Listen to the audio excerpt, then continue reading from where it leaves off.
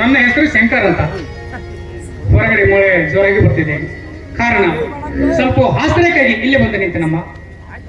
ಹೊರಟು ಅಂದರೆ ಈಗಲೇ ಹೊರಡುತ್ತೇನೆ. ನಿಂತ್ಕೊಳ್ಳಪ್ಪ.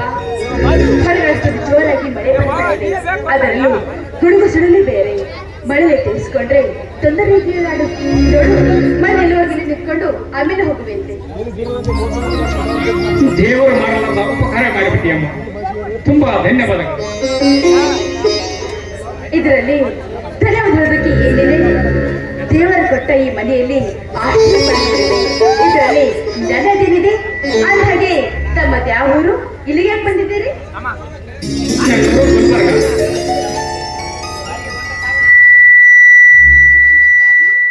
ಸೋದರಿ, ಏನೆಂದು ಹೇಳಮ್ಮ ಈ ನಿರ್ಭಾಗ್ಯವಂತನ ಆಳಾದ ಕತೆ.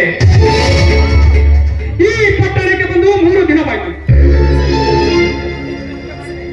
ಹಸುವಿನಿಂದ ಉದ್ಯೋಗಕ್ಕಾಗಿ ಅಲಿಯುತ್ತಿರುವೆ.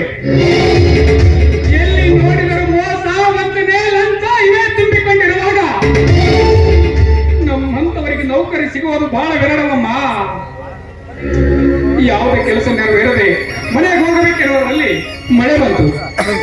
ಆಶ್ರಯಕ್ಕಾಗಿ ಇಲ್ಲೇ ನಿಂತೇನಮ್ಮ. ಹೊರಟು ಹೋಗಂದ್ರೆ ಈಗಲೇ ಹೋಗುತ್ತೇನೆ. 3 ದಿನಗಳಿಂದ ಊಟ ಮಾಡಿದೆ ಅಂತ ಹೇಳ್ತಾ ಇದ್ಯಾ? ಸ್ವಲ್ಪ ಹೊತ್ತಿರು, ನಾನು ಈಗಲೇ ಬರ್ತೀನಿ.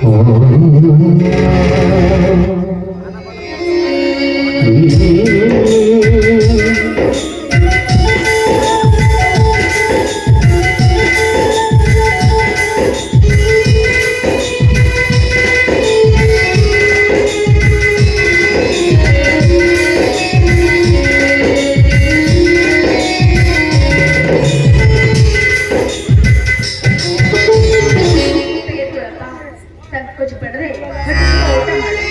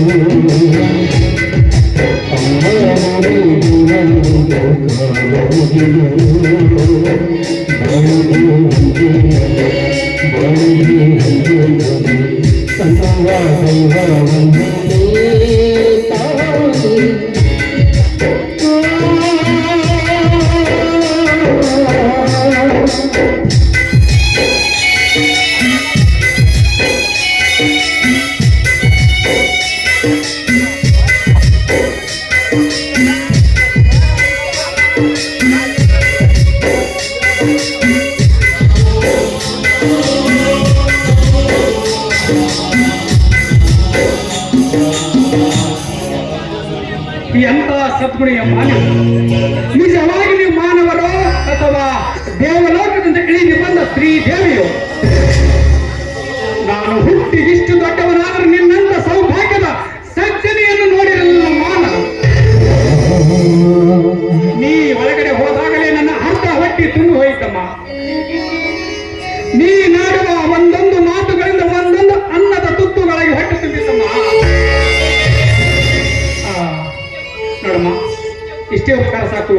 ನಾನೇನು ಬರ್ತೀನಿ.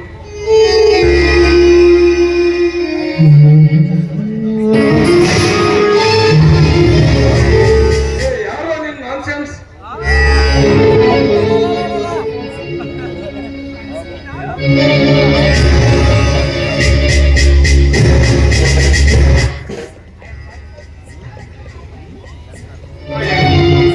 ಸಾರಿ ಸರ್. ಓ ಶಂಕರ್ ಅಲ್ವಾ ನಾನು?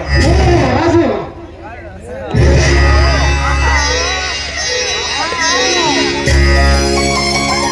ಏನ್ ಶಂಕರ್, ಯಾವ ಮಂದಿ ಮನೆಗೆ? ಯಾರು ಈಗ ಇರುವೆ? ಏನಾಗಿದೆ ನಿನ್ನ ಸ್ಥಿತಿ? ನೋಡ್ರ, ನನಗೆ ಬರಲ್ಲ. ಮನೆ ರಾಯನ ಕೃಪೆ ಮೇಲಾಗಿ ನಿನ್ನ ಹೆಂಡತಿ ಕೊಟ್ಟ ಅನುಕಂಪ ಆಶ್ರಯವೇ ನಮ್ಮಿಬ್ಬರನ್ನು ಕೊಡಲು ಕಾರಣವಾಯಿತು. ಮನೆ ಆಶ್ರಯ ಪಡೆದಷ್ಟು ಅಷ್ಟೊಂದು ಅನರ್ಥನಾಗಿ ಬಿಟ್ಟಿದೆ ಶಂಕರ್. ನೋಡ್ರ, ನನ್ನ ಸ್ಥಿತಿ ದೇವರೇ ಬಲ್ಲ. ಒಂದು ದಿನ ನನ್ನ ತಂದೆ ತಾಯಿ ಕೆಲಸಕ್ಕೆಂದು ಹೊರಟವರಿಗೆ ಹೋಗಿದ್ದರು. ಮನೆಗೆ ಬರುವಾಗ ಬಸ್ ಡ್ರೈವರ್ನ ಕಡಿತದಿಂದ ಆಕ್ಸಿಡೆಂಟ್ ಆಗಿ ಸತ್ತು ಹೋದರು.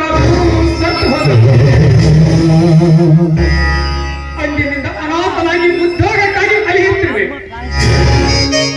ಮೋಸ ವಂಚನೆ ತುಂಬಿಕೊಂಡಿರುವಾಗ ಯಾವುದೇ ಕೆಲಸ ಸಿಗದ ಮನೆಗೆ ಹೊರಟು ಹೋಗಬೇಕೆಂದು ನಿರ್ಧಾರ ಮಾಡಿಕೊಂಡಿದ್ದೆ. ಮಳೆ ಬಂದ ಕಾರಣ ನಿನ್ನ ಮನೆಯಲ್ಲಿ ಆಶ್ರಯಕ್ಕೆ ನಿಂತೆ. ಯಾವ ಜನ್ಮದ ಋಣಾನುಬಂಧವಿತ್ತೋ ನಿನ್ನ ಮುಖ ನೋಡುವ ಭಾಗ್ಯ ದೊರೆತಿದೆ ರಾಜು. ನೋಡಿ ಶಂಕರ್, ನನಗೂ ನಿನ್ನ ಮುಖ ನೋಡೋಕೆ ಹಂಬಲ ಸಾಕಷ್ಟಿತ್ತು. ನನ್ನ ಮದುವೆಯಾಗಿ ನಿನ್ನನ್ನು ಪಶ್ಚಾತ್ತಾಪ ನೂರಾರು ಕಡೆ ವಿಚಾರ ಮಾಡಿದೆ. ಕೆಲಸ ಸಿಗಲು ನಿರಾಶೆಗೊಂಡು ನನ್ನ ಮದುವೆ ಮಂಗಲ ಕಾರ್ಯ ಮುಗಿಸಿಕೊಂಡೆ ಶಂಕರ್. ನೋಡರಾಜು, ಮಾಂಗಲ್ಯ ಕರುಣಿಗೆ ಕಟ್ಟಬೇಕೆನ್ನುವಾಗ ಪ್ರತ್ಯಕ್ಷ ಇರಬೇಕೆನ್ನುವರು ನಿಜವಾದ ಬಂಧು ಬಾಂಧವರಲ್ಲ. ಕಟ್ಟಿದ ಸುದ್ದಿಯನ್ನು ಕೇಳಿದಾಗ 100 ವರ್ಷ ಸುಗಮವಾಗಿ ಸಾಗಲಿ ಎಂದರು.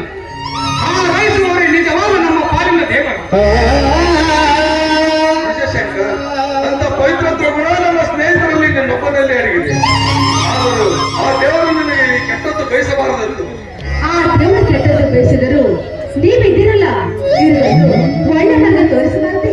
ಹೇಳೋದ್ರಲ್ಲಿ ಏನಿದೆ ಗಂಗಾ, ಇವನೇನು ಬೇರೆ ಅಲ್ಲ, ನನ್ನ ಪರಮ ಸ್ನೇಹಿತ. ಇಬ್ಬರು ಒಂದೇ ತಾಟಿನಲ್ಲಿ ಉಂಡವರು.